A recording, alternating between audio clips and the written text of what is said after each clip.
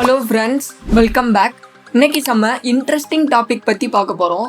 ஒரே வெப்சைட்டில் எப்படி home page, about page, contact page இந்த மாதிரி எப்படி மல்டிபிள் பேஜஸ் க்ரியேட் பண்ணுறது, அது மட்டும் இல்லாமல் இந்த இடத்துல ஃபாலோ மீ ஆன் இன்ஸ்டாகிராம் இருக்குல்ல, இதை கிளிக் பண்ணுறப்ப எப்படி இன்னொரு பேஜுக்கு மூவ் ஆகுறது அப்படின்னு ப்ராக்டிக்கலாக பார்க்க போகிறோம். லாஸ்ட் வீடியோவில் heading tag, paragraph tag, text formatting tags பார்த்தோம். இன்றைக்கி நம்ம வெப்சைட்டுக்கு ரியல் வெப்சைட் ஃபீல் கொடுக்க போகிறோம். நம்ம மல்டிபிள் பேஜஸ் வெப்சைட் எப்படி கிரியேட் பண்ணுறது அப்படின்னு பார்க்குறதுக்கு முன்னாடி லிங்க் டேக்னா என்ன, அதை எப்படி கிரியேட் பண்ணுறது, அதை எப்படி யூஸ் பண்ணுறது அப்படின்னு பேசிக்காக புரிஞ்சுக்கலாம். இப்போ லிங்க் டேகை வந்து கிரியேட் பண்ணுறதுக்கு ஏ அப்படின்னு டைப் பண்ணிவிட்டு என்டர் கொடுத்தீங்கன்னா உங்களுக்கு லிங்க் டேக் வந்து ரெடி ஆயிரும். இப்போ இந்த href அப்படின்னு ஒரு ஆட்ரிபியூட் இருக்குல்ல, இந்த ஆட்ரிபியூட்டோட வேலை என்னென்னா உங்கள் லிங்க் டெஸ்டினேஷனை சொல்கிறது தான் அதோட வேலை. இப்போ நான் இந்த இடத்துல வந்து என்னோடய இன்ஸ்டாகிராம் ஐடியோட லிங்க் காப்பி பண்ணியிருக்கேன்.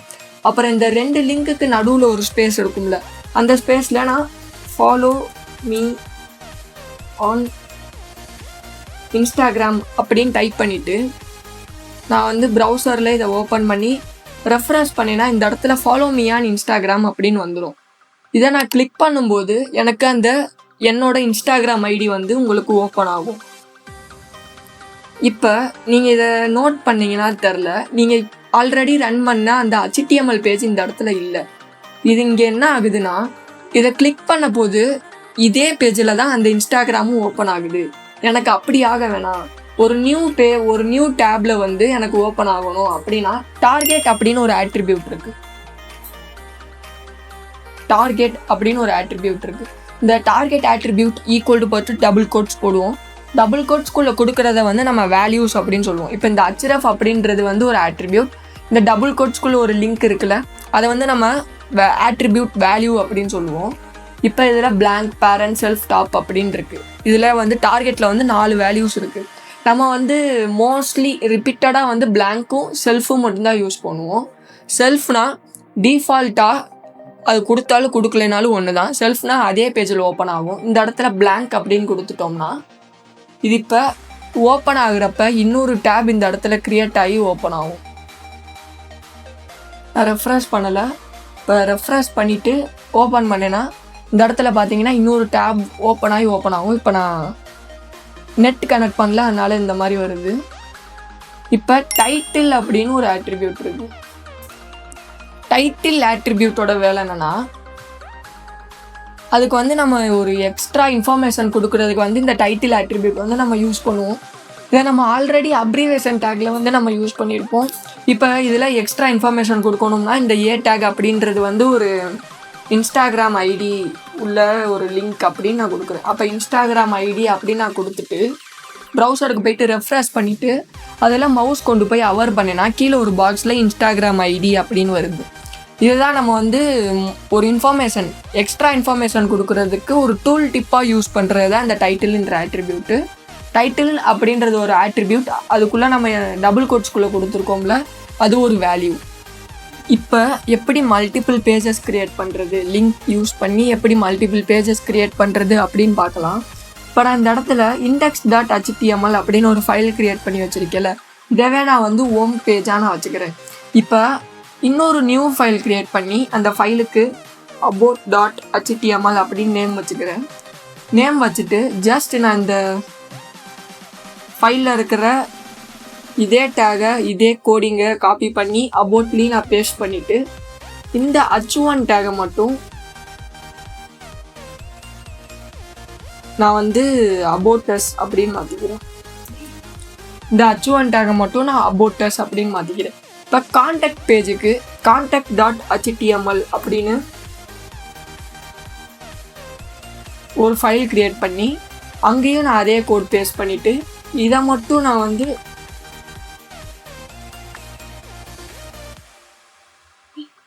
contact us for more information அப்படின்னு கொடுத்துட்டு h1 டேக்கில் அந்த கான்டாக்ட் பேஜில் h1 டேக்கில் அதை மட்டும் மாற்றிக்கிறேன். இப்போ ரன் பண்ணால் தனித்தனி பேஜாக வருமானு கேட்டால் கிடையாது. அதுக்கு நம்ம ஒரு டேக் யூஸ் பண்ணணும். இந்த பாடி டேக் ஸ்டார்டிங்கில் இருக்குல்ல, அந்த இடத்துல nav அப்படின்னு ஒரு டேக் இருக்குது, NAV nav அப்படின்னு ஒரு டேக் இருக்குது. அந்த டேகோட வேலை என்னென்னா நேவிகேட் பண்ணும், ஒரு பேஜிலேருந்து இன்னொரு பேஜுக்கு மூவ் பண்ணும். நேவிகேஷன், இந்த nav அப்படின்ற டேக் பேர் வந்து நேவிகேஷன். இது வந்து ஒரு பேஜிலேருந்து இன்னொரு பேஜுக்கு மூவ் ஆகுறதுக்கு வந்து ஹெல்ப் பண்ணுற டேக் இது. இப்போ நம்ம ஏ டேக் எப்பயும் போல் ஏ கொடுத்து ஏ டைப் பண்ணிவிட்டு என்டர் கொடுத்தோம்னா நம்மளோட ஏ டேக் ரெடி. இப்போ நம்ம ஹோம் பேஜுக்கு லிங்க் ரெடி பண்ணணும். நம்மளோட ஹோம் பேஜ் ஃபைல் பேர் என்ன, index.html. அதை நான் அப்படியே இங்கே டைப் பண்ணுறேன், index.html. நான் இந்த இடத்துல ஃபுல் கேப்ஸில் ஹோம் அப்படின்னு டைப் பண்ணிக்கிறேன். அதுக்கப்புறம் ஒரு ஸ்பேஸ் விட்டு இந்த இடத்துல நான் ஒரு வெர்டிக்கல் லைன் போட்டுக்கிறேன். இப்போ இன்னொரு ஏ டேக். இப்போ நமக்கு வந்து அபவுட் பேஜுக்கு மூவ் ஆகணும். அபவுட் பேஜோட ஃபைல் நேம் என்னது, about.html. அதை நான் இந்த இடத்துல டைப் பண்ணிக்கிறேன், about.html. இந்த இடத்துல aboutன்னு போட்டு நான் அதே மாதிரி ஒரு ஸ்பேஸ் விட்டு ஒரு வெர்டிக்கல் லைன். அதே மாதிரி இன்னொரு ஏ டேக், அதில் contact.html. ஏன்னா கான்டாக்ட் பேஜோட ஃபைல் நேம் வந்து contact.html நம்ம சேவ் பண்ணியிருக்கோம். நீங்கள் அந்த ஃபைலை என்னென்னு சேவ் பண்ணியிருக்கீங்களோ அந்த சேவ் பண்ண பேரை தான் அந்த href அப்படின்ற லிங்க் டெஸ்டினேஷனுக்குள்ளே நீங்கள் போடணும். இப்போ நான் இந்த இடத்துல ஃபுல் கேப்ஸில் கான்டாக்ட் அப்படின்னு போட்டுக்கிறேன். இப்போ இதை வந்து ப்ரௌசரில் ஓப்பன் பண்ணி ரன் பண்ணுறோம். இப்போ ப்ரௌசரில் ஓப்பன் பண்ணி ரெஃப்ரெஷ் பண்ணதும் உங்களுக்கு மேலே ஹோம் அபவுட் கான்டாக்ட் அப்படின்னு வந்துருச்சு. இப்போ நீங்கள் அபவுட் கிளிக் பண்ணதும் இந்த இடத்துல மேலே எதுவுமே இல்லை. திரும்ப எப்படி ஹோம் பேஜ் போகிறது? அதுக்கு தான் நம்ம இந்த nav டேகை மட்டும் காப்பி பண்ணி இந்த அபவுட் இருக்குல்ல அதுலேயும் பாடி டேக் ஸ்டார்ட்டில் அதை பேஸ்ட் பண்ணிடுங்க. கான்டாக்ட்லேயும் பாடி டேக் ஸ்டார்ட்டில் அதை பேஸ்ட் பண்ணிட்டோம்னா இப்போ எல்லா இடத்துலையும் அந்த இது வந்துடும். இப்போ நம்ம திரும்ப ஹோம் போய்க்கலாம், அபவுட் வந்துக்கலாம், கான்டாக்ட் வந்துக்கலாம். நம்மளுக்கு வந்து மல்டிபிள் பேஜஸ் வந்து க்ரியேட் ஆகிடுச்சு. இப்போ உங்களுக்கு தெரிஞ்சிருக்கும்னு நினைக்கிறேன் எப்படி க்ரியேட் பண்ணுறதுன்னு.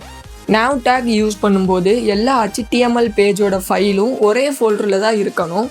nav டேக் மூலமாக பேஜ் டு பேஜ் கனெக்ட் பண்ணும்போது எல்லா HTML ஃபைலும் ஒரே ஃபோல்டரில் இருந்தால் லிங்க் பண்ண ஈஸியாக இருக்கும்.